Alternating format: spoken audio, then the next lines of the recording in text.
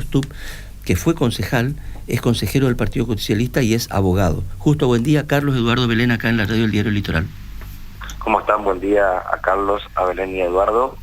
Gracias por el espacio para poder explicar también esto que es muy importante para la ciudadanía correntina. Contanos qué se discute primero y después nos gustaría analizar para qué sirven las audiencias públicas, ¿no?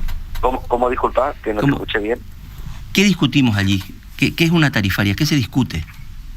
Primero, la audiencia pública no está solamente en la tarifaria, sino también está en el aumento del boleto de colectivo. O sea, funcionan las dos etapas donde la participación de la ciudadanía necesita, o donde la palabra del ciudadano debe ser escuchada.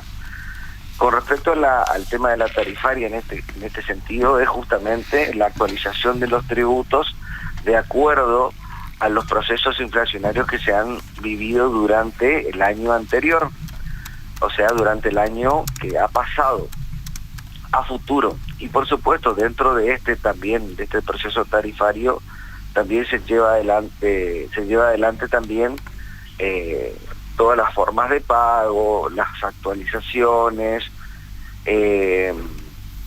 se ayornan ciertos impuestos. En algunos casos se han llegado hasta eliminar impuestos porque han quedado vetustos, pero bueno, son excepciones muy raras, realmente son excepciones, pero en la mayoría de los casos, comúnmente lo que hace la tarifaria es la actualización de los tributos municipales. No quiero hablar de impuestos, pero sí de los tributos municipales que por supuesto han quedado por el proceso inflacionario desactualizados. Justo, pero el tema es, hay una audiencia pública donde la gente puede participar. Sí. ¿Qué valor tiene eso y cómo opera eso en las decisiones después? ¿Es tenido en cuenta o no? Vayamos a hacer un poco de retrospectiva con respecto a lo que fue la primera audiencia pública. La primera audiencia pública salió por una orden judicial llevada adelante por la coalición cívica y en ese momento por el ex concejal Calvano, en la cual se pidió que se haga la audiencia pública en la cuestión del boleto de colectivo.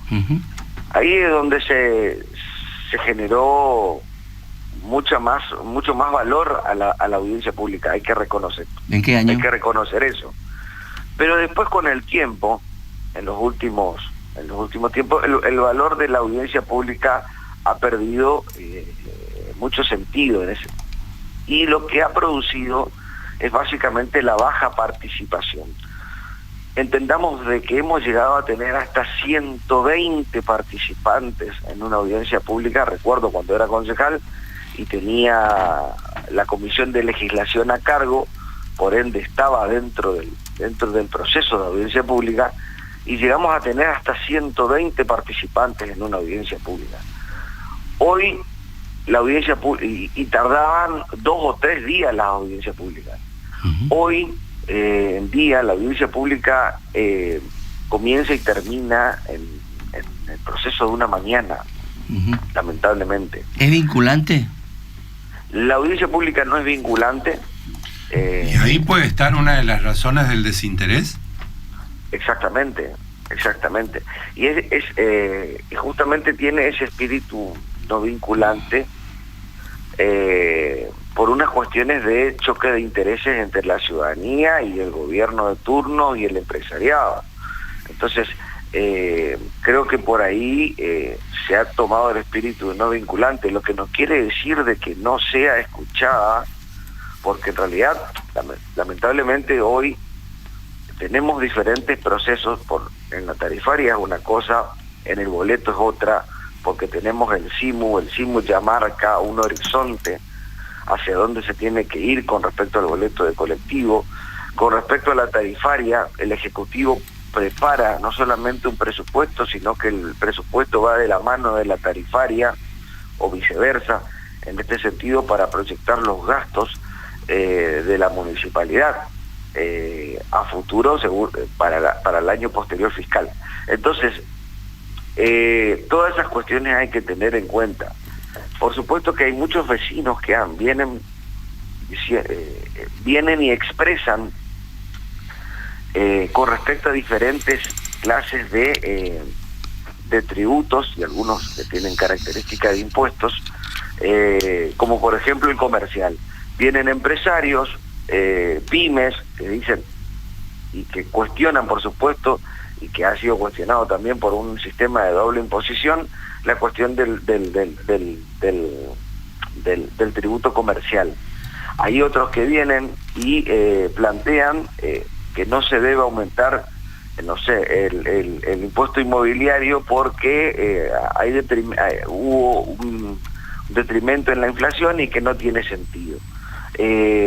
Ahora, todas estas cuestiones quedan registradas dentro de la audiencia pública, y eso queda registrado dentro del expediente que desarrolla la tarifaria o que desarrolla el otro expediente que tiene que ser el del boleto de colectivo, que tiene doble lectura.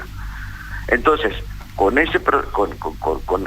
hay personas que la toman en serio, la audiencia pública toman esas propuestas de los vecinos y llevan adelante ciertas modificaciones para la segunda lectura. Pero comúnmente lo grueso no se suele tocar porque, y más en los últimos años, ya la tarifaria ha entrado con acuerdo. Claro, justo. ¿Y vos tenés idea de algunas otras experiencias de otras provincias o de otros lugares para ver si quizás Corrientes es un diferencial en este sentido? En realidad las audiencias públicas en la mayoría de los casos son no vinculantes. Okay. Ahora pasa mucho por el poder político de escuchar a los vecinos. Yo creo que hemos hecho, por lo menos en la gestión de Fabián Ríos, en las últimas audiencias públicas que se han tomado ciertas cuestiones más allá del nivel inflacionario que también se tenía. Hoy el nivel inflacionario no justifica el decir que te van a aumentar un 50, un 60, un 70% los tributos.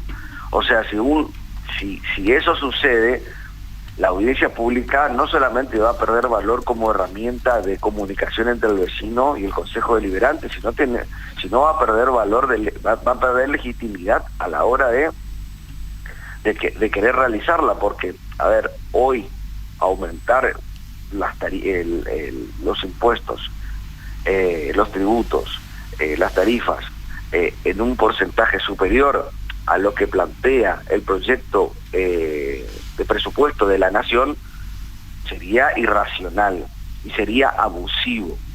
Entonces, la audiencia pública en los lugares, en otras provincias, en realidad en otros municipios donde se hacen, tiene la característica de no vinculante. Acá pasa mucho por el poder político o por el gobierno de turno de escuchar o no las propuestas de los vecinos. ¿En qué año fue aquella propuesta de Cubi Calvano? Creo que fue en el año 2000, si no mal recuerdo, 13, bueno, también es un dato, 2014, 2015 más o menos. Bueno, aproximadamente. La cuestión,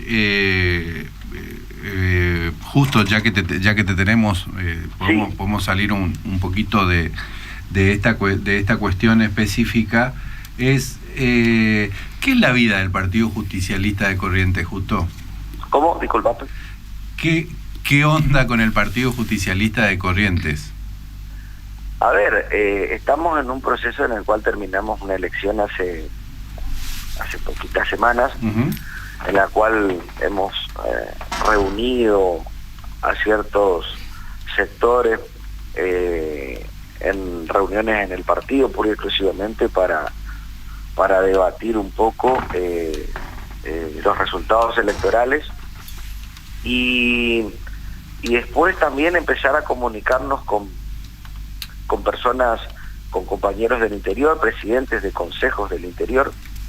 Es muy importante muchos de ellos nos piden en algún sentido empezar a activar las diferentes instituciones que tienen el Partido Justicialista, como el caso de la Junta de Disciplina, Nosotros, por supuesto, como garantes, la presidenta del partido y todo su consejo provincial, somos garantes de llevar adelante cualquier proceso que cualquier afiliado quiera pedir, ojo, porque ya se han expedido suspensiones, todavía no se ha pedido nada, por suerte, pero si en caso de que suceda, nosotros tenemos que garantizar de que todo el proceso funcione y que sea transparente.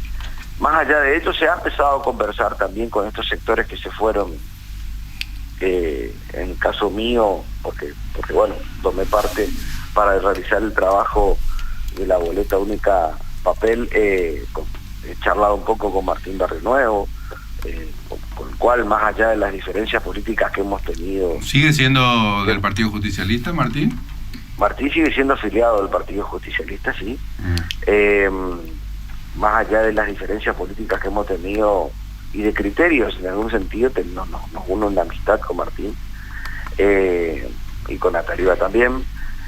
Así que en ese sentido... Que estuvieron con Ricardo Colombi compitiendo contra el Partido Justicialista, hay que decir eso, ¿no? Exactamente, sí. Ellos tienen una situación bastante complicada en ese sentido, porque uno nunca, dentro de lo que es el Partido Justicialista, no se puede negar a si un afiliado pretende llevar adelante alguna cuestión particular con respecto a esta situación lamentable. Bueno, que no pudimos llegar a un acuerdo, pero es lamentable. Nosotros tenemos que accionar como institución, si no quedamos deslegitimados. Ahora, justo, este es un tema que no lo vamos a resolver nosotros acá, además no tenemos tiempo, pero la pregunta que yo te hago es, viste que el Partido Justicialista está en debate, en ebullición, sí. No sé si debate, está en ebullición, está en una interna galopante a nivel federal, sí. Porque no es una referencia, digamos, ¿no? Perdió la referencia el Partido Justicialista, entonces ese es el debate. ¿A quién, cómo representar a la base electoral? ¿Qué proyectos presentar para combatir a los proyectos que están hoy, que son hegemónicos hoy, digamos, al proyecto de Milei, y que además eso sea atractivo en términos electorales? Esa discusión se da también acá, porque, viste, como decía el general, primero la idea, después las cosas, último los hombres, y acá estamos discutiendo hombres todo el tiempo.